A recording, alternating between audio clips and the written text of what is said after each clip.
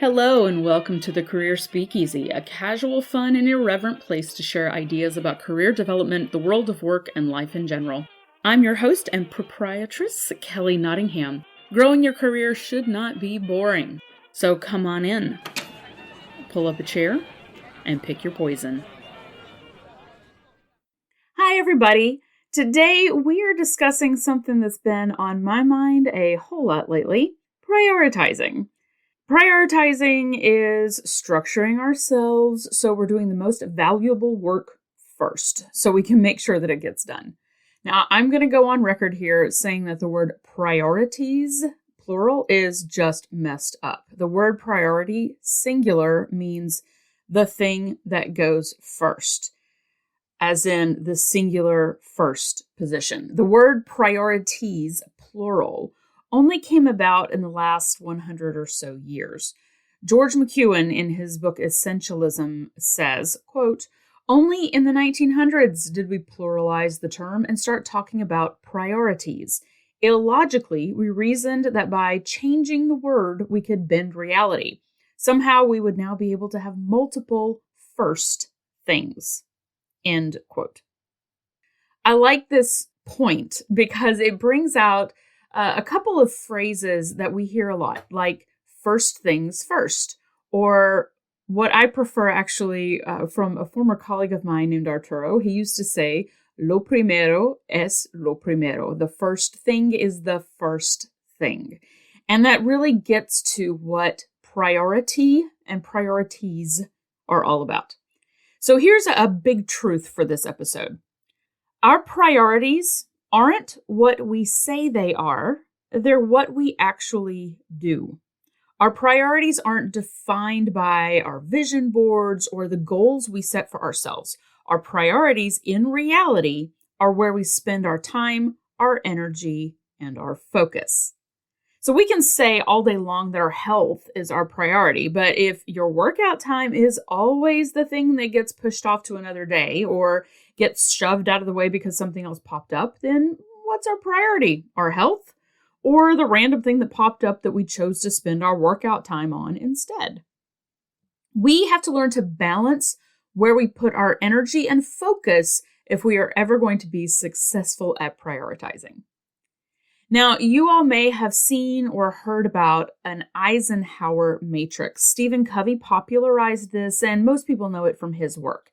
It's a quadrant, 2 lines drawn to make 4 sections. One of the lines represents important to not important from end to end, and the other one represents urgent to not urgent. So by overlaying these 2 lines into a quadrant format, we get 4 little sections.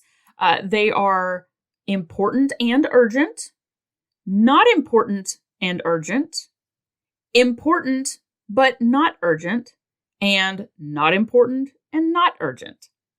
Now, a lot of us spend time in the important, urgent quadrant. We end up putting out one fire after another or running from just one emergency to the next, whatever those emergencies might look like. And that's fine if you don't ever need to plan for the future, but most of us need to do a little planning for the future. Important, not urgent, is what I find often gets missed out on a lot, especially if you maybe tend to procrastinate because we push off the important, not urgent stuff until it either becomes urgent or we just totally miss the boat and it falls off of our matrix of stuff to do completely. This is the long-term planning kind of stuff. Career development plans, networking professionally, building a long-term skill set, updating your resume regularly. I mean, that becomes urgent when somebody suddenly asks for it or you're thrown into an unexpected job search, right? Saving for retirement, regular health checkups, going to the dentist regularly for cleanings. When you put those kind of things off too long, they can become urgent, or you end up just not being able to retire, so it becomes a non-issue. We don't want that. Now, the urgent, not important stuff, the things that are not necessarily high on the list of importance, but they need to be done quickly, I hear a lot of productivity people talk about just not doing these at all. Just get rid of them, don't do them. But the definition or common understanding of not important to you, but important to someone else, can maybe cause us to need to make different decisions.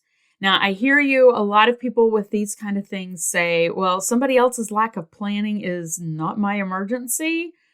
I partly agree with the statement that you need to not let urgent stuff that's not really that important take over the important stuff for you. However, there are times when it's very beneficial to you and therefore valuable and important to help someone out in an urgent situation. So I'll give you an example. A colleague of mine was working on a very large, high visibility event at a massive conference that she was in charge of. She had done all of the other stuff. The venue was ready, the catering was ready, the seating charts for this event were set. It was sort of a kind of blended town hall plus networking event. And she even had all the speakers set up and ready to go. But she realized that she had no actual networking activity of any kind planned. And she didn't want to just leave it to chance that people were going to talk to each other. She wanted to have a structured networking activity so people would actually start talking and building those relationships. And it was getting really close to the day of the event. She was panicked. She had been trying to, do all this other stuff, and this honestly had just fallen by the wayside. So she came to me saying, "Hey, Kelly, you do trainings and workshops and team building events. Help me, please." So I came up with a super easy way to get people talking to each other. She took the idea and we ran with it. I helped get the actual little conversation starter pieces of paper done. And the whole event and that networking piece turned out to be a really good success. People even asked afterwards for the templates so they could take it back to their teams and replicate the same thing. Now, it would have been easy for me to say, "Sorry, I can't help you right now. I'm busy. I've got my other stuff going on. Here's a book. Pick something out of it." I did have a ton of my own work I was doing, but, she was a friend and a very dear colleague. And two, this was a high visibility event. And I knew that she was one of those people with tons of integrity. She was going to give me credit for coming up with this activity. So it was going to end up being potentially high visibility for me. And it was in our department's best interest that the event go well. So it wasn't on my list of things to do. It was a favor that took time away from some other stuff, but it was valuable and important for me to do. It wasn't within the scope of my job to do, but it was something that would pay off in the long run if I dedicated an hour of my life to help her get it done. So don't discount stuff that's not directly related to your job as being not important. There are different ways to find value and importance in the work you do. And I think this is where the idea of prioritization goes astray sometimes. There are ways to look beyond our job descriptions to add value to our work and our careers. We have to understand that important can look like different things, especially when comparing long and short-term important, like networking. Going to a group lunch with some colleagues, some people who would be good for us to know in the long term. It might not be on the list of either urgent or important, but it kind of is important in that long term. What will add value to our lives in the short term can be really different from what's going to add value to our lives in the long term. So let's go back to this networking example. I know it can be a pain in the rump sometimes to make the effort to professionally network, and it's easy to let more pressing issues that are related directly to our job responsibilities take precedence. But in the long term, will it benefit us more to have done daily task number 3 versus spending 30 minutes having coffee with a new colleague? Now, task number 3 is more tangible. The results are easier to see quickly. Relationship building, i.e. networking, doesn't necessarily have a quick or obvious payout. And that sometimes can keep us from acting on it. We can find it difficult to see the benefit of something in the long term. Honestly, I think this has been one of the outcomes of all of the COVID lockdowns and one of the biggest reasons for the Great Resignation, as it's being called. Taking ourselves out of our typical situation of working in an office and constant meetings and commuting and that emergency fire pudding outing allowed us a little breathing room to look around us and say, what's really important to me? What's important to me long term versus being in the muck of the everyday and never being able to actually take time to look around and think about this stuff? Suddenly, that long-term important but not urgent stuff became a lot more pressing, a lot more urgent feeling because we had to face the potential risks of possibly not having a long-term life to see the results in. A lot of us went through what felt like a massive upheaval of priorities, a shifting of perspective from day-to-day tasks, that urgent, important stuff, to those bigger questions of, what is my singular priority? Where do I really want to spend my time and energy and focus? Now, other big issues that I see, and these are from my own life and perspective too, prioritizing can be difficult because we get a lot of different pressures. We have outside pressures like your boss or your company or peers who need something or deadlines that are looming on your calendar, and those become really important to manage. There are also times when we frankly may shoot ourselves in the foot when we don't prioritize because we don't want to say no or we feel incapable of saying no. We may feel like we can't say no or we'll lose our jobs. So, side note, here's a way to tell your boss no nicely. When approached with a new project or task, say, here are all of the things I'm currently working on and how much time they take per week or month. I can absolutely take on this new thing, but something on my current list is going to have to be postponed or dropped. This new thing will take X amount of time approximately to do, so I recommend we drop responsibility number 4. Does that sound good? It's giving your leader an option to prioritize the overall work and shows how much you already have on your plate. Now, it's not guaranteed to work, obviously, but it's definitely a technique that has helped me a ton in the past when I've had these issues come up. All right, another issue that we see when we're talking about prioritizing is that we sometimes use a lack of prioritizing or decision-making around our priorities as a way to procrastinate on stuff. It's a form of distraction, so we don't have to deal with the actual decision. So let's say you have 9 things you have to get done by the end of the quarter, and 2 of them you really don't want to do. 2 of the others you could delegate to someone else, and then the other 5 really don't take up a ton of time. But you really don't want to do those first 2 big ones. Instead of digging into them so you have plenty of time to get them done, it's so easy to put the less important, less time-consuming things first.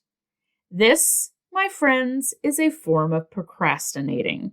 We don't want to work on the things we need to do, but we distract ourselves by rethinking what we're supposed to work on, or researching the stuff we've already researched, or not delegating so we don't spend time on the high-value stuff, or preparing to work and then preparing to work. Now, I'm going to be really honest here. This is what I have been doing with my business and this podcast. I've been working for months and months and months on my first digital course on resume writing. Now, this course is going to be way more than just here's a template and how to fill it out. You all know I tend to focus on a whole lot bigger picture content than that. So the course is about understanding your value to an employer, how to identify your key transferable skills, how to market yourself appropriately, all kinds of good stuff. Now, that project, I've been working on it for months and not making any headway. I wanted to get it done. I've been wanting to build out my entire library of online digital courses, but somehow I just wasn't getting around to it. Why? Well, when I sat back and really looked at what was happening, I realized I was scared that it wasn't going to be good enough. And I didn't want to let everybody down by putting out something that wasn't high enough quality for them to feel like they were getting a good product. And secondly, it was such a big project that it felt overwhelming. The perfectionism and fear that pop up for me were popping up hard. And I was using that perfectionism and using that fear of it not being good enough to work on everything else first. So, for example, how many times had I researched the topic for this podcast and then re-recorded it repeatedly? How many times had I done the little videos to market the podcast and then redid them and spent way too much time on them? How many times have I redesigned my website? How many times have I rewritten out my to-do list and then added random stuff onto it? Now, I call this procrastination. Y'all know I love a good portmanteau. Procrastination is using planning as a procrastination technique.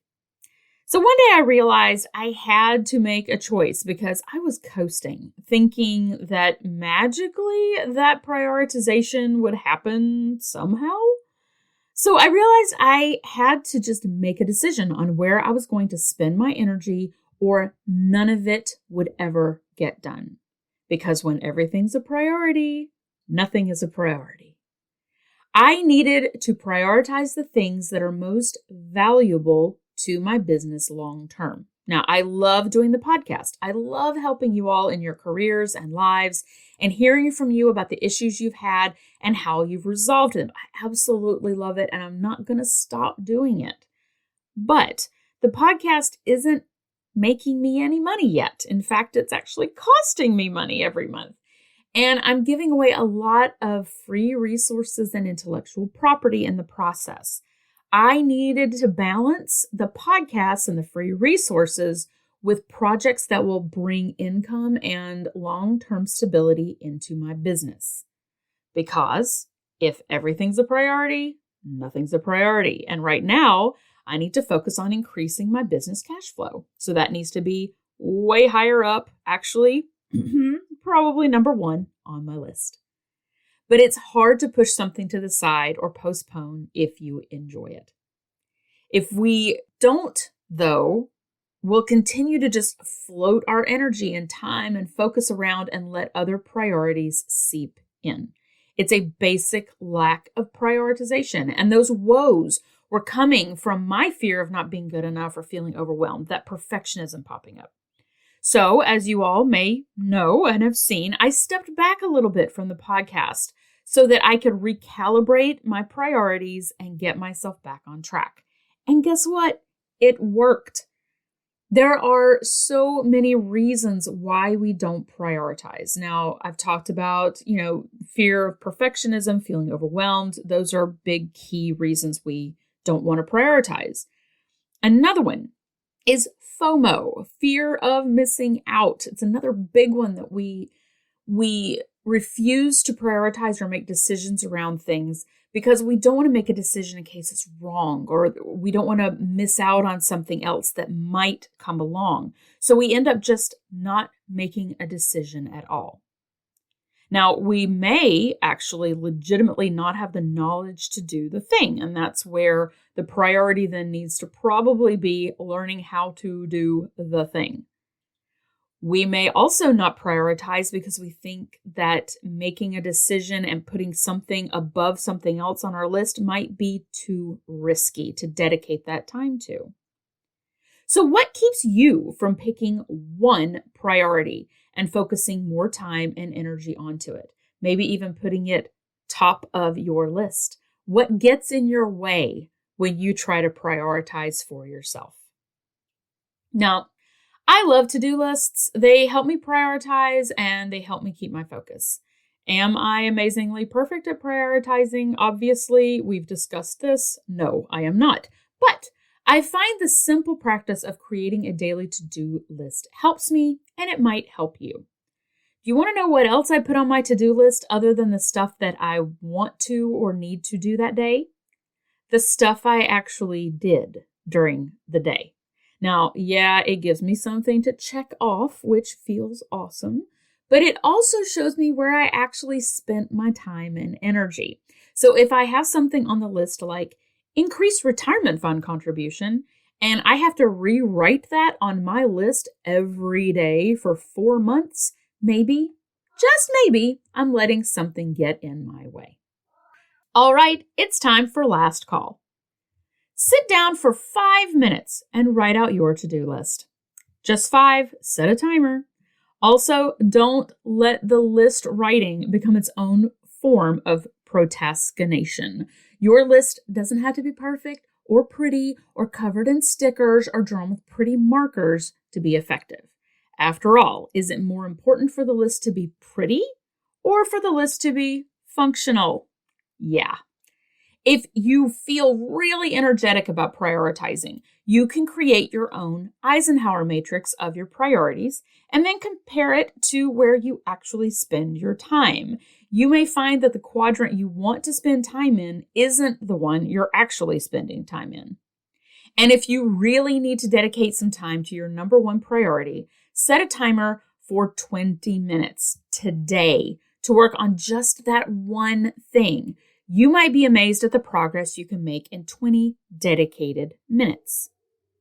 If the thought of spending 20 minutes today to work on your number one priority feels terrifying or overwhelming, then maybe it's time to spend 20 minutes on reflecting about what ideas and beliefs you hold about your prioritization and why you tend to hold yourself back.